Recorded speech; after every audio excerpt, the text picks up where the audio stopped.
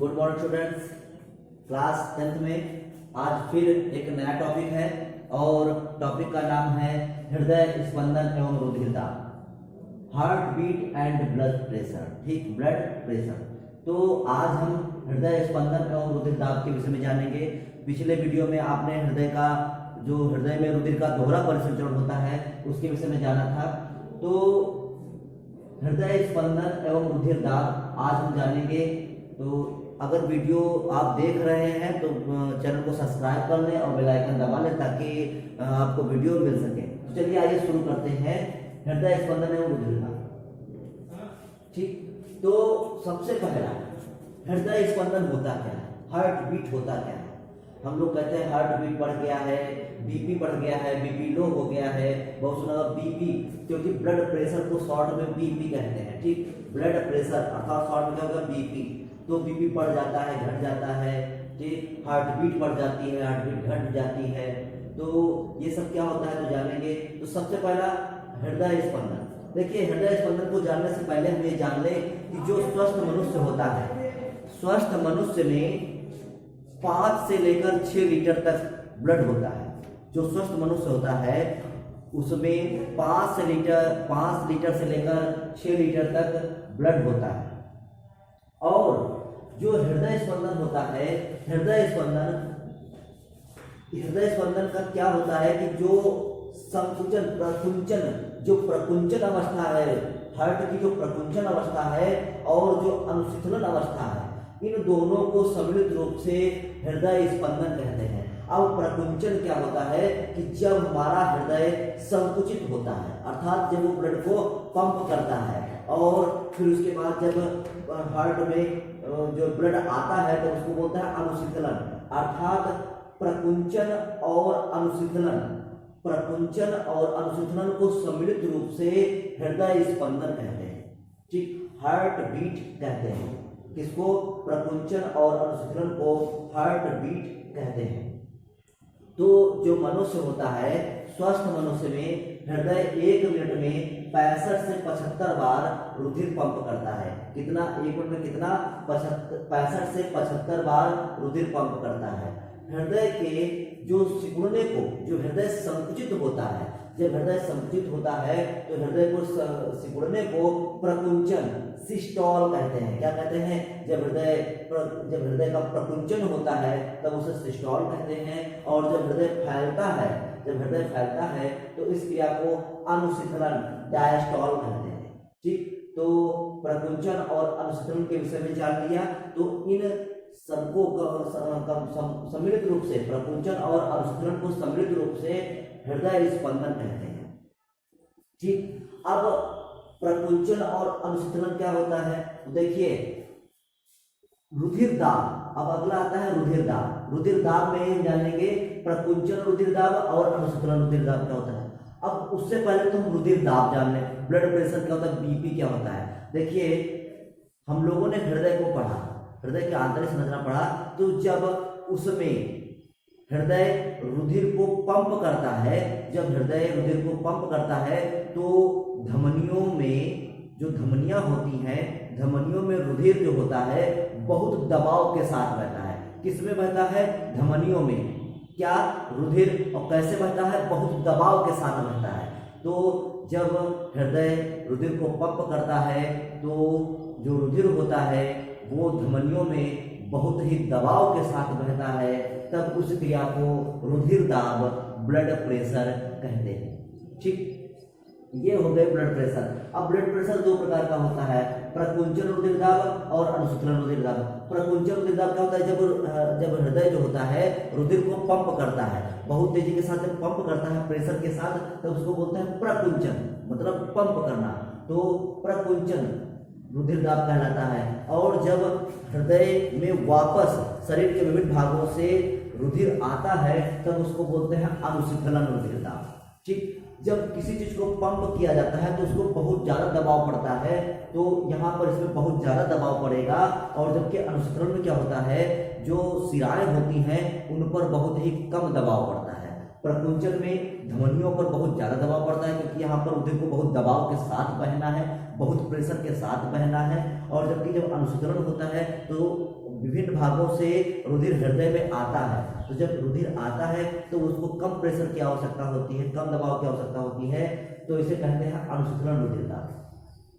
अब प्रकुंचन रुधिर दाब, सिस्टोलिक ब्लड प्रेशर को परिभाषा में क्या लिखेंगे, तो लिखेंगे हृदय के जो निलय होते हैं, हृदय के निलय, क्योंकि निलय ही पंप करते हैं रुधिर को, तो हृदय के निलय संकुचन के समय, जब निलयों का संकुचन होता है तो हृदय के निलय संकुचन के समय धमनियों में रुधिर तेजी से पंप होता है। जब निलय में संकुचन होता है तो रुधिर बहुत ही तेजी के साथ धमनियों में बहता है, ठीक, तो इसे प्रकुंचन रुधिर दाब कहते हैं। तो ये हो गई परिभाषा जो आपको लिखना है, ठीक। सामान्य व्यक्ति जो होता है, सामान्य व्यक्ति में जो रुधिर दाब मतलब प्रकुंचन रुधिर दाब अर्थात सिस्टोलिक ब्लड प्रेशर जो होता है 120 mmHg होता है। कितना होता है? 120 mmHg, ठीक। तो ये पूछा जाता है कि सिस्टोलिक ब्लड प्रेशर कितना होता है, तो 120 mmHg होता है। अब दूसरा आता है अनुशीतलन रुधिर दाब, डायस्टोलिक ब्लड प्रेशर क्या होता है। देखिए, जब शरीर के विभिन्न भागों से सिराओं के द्वारा ब्लड हमारे हार्ट के आलिंगों में इकट्ठा होता है, तो उसमें दबाव कम पड़ता है, तो कम दबाव पड़ने को अनुशीतलन रुधिर दाब कहते हैं। तो इसको परिभाषा के रूप में कैसे लिखेंगे, तो लिखेंगे कि यह हृदय के, यह मतलब कौन, अनुशीतलन रुधिर दाब, तो अनुशीतलन रुधिर दाब हृदय के निलयों के शिथिलन के समय का रुधिर दाब है। इसके निलयों के शिथिलन के समय का रुधिर दाब है। यह दाब कम होता है क्योंकि विभिन्न भागों से रक्त केवल आराम से हृदय में आकर एकत्र होता है, तो उसमें कोई दबाव नहीं पड़ता है, बहुत कम दबाव पड़ता है, तो इसलिए इसका दबाव कैसा होता है, बहुत कम होता है। और यह कितना होता है, यह 80 mmHg होता है। कितना होता है? 80 mmHg होता है। तो ये हो गया आपका अनुशीतलन रुधिर दाब, ठीक।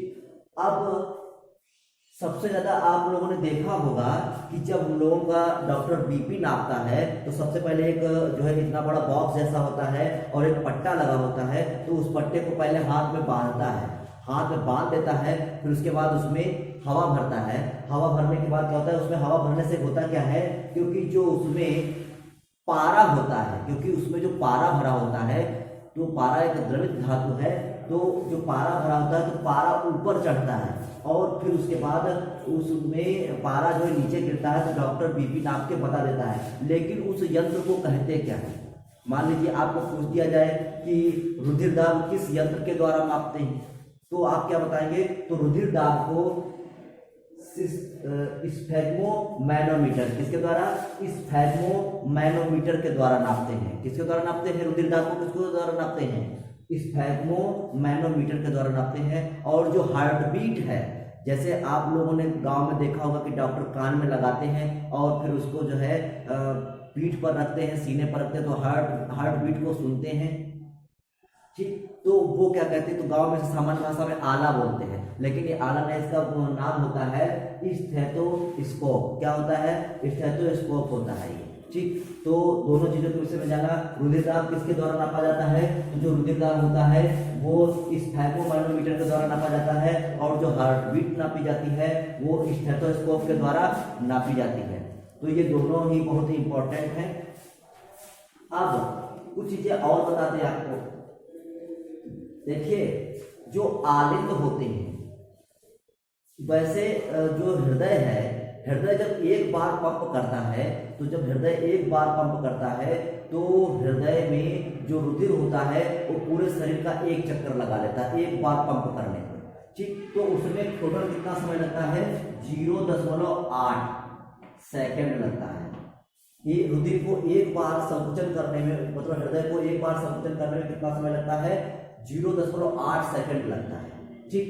लेकिन अब इसमें आलिंद का समय अलग होता है और निलय का समय अलग होता है। तो देखिए 0.8 में आलिंद का जो समय होता है, जो आलिंद होते हैं और फिर निलय होते हैं, तो जो आलिंद होते हैं उनका प्रकुंचन रुधिर दाब जो होता है वो होता है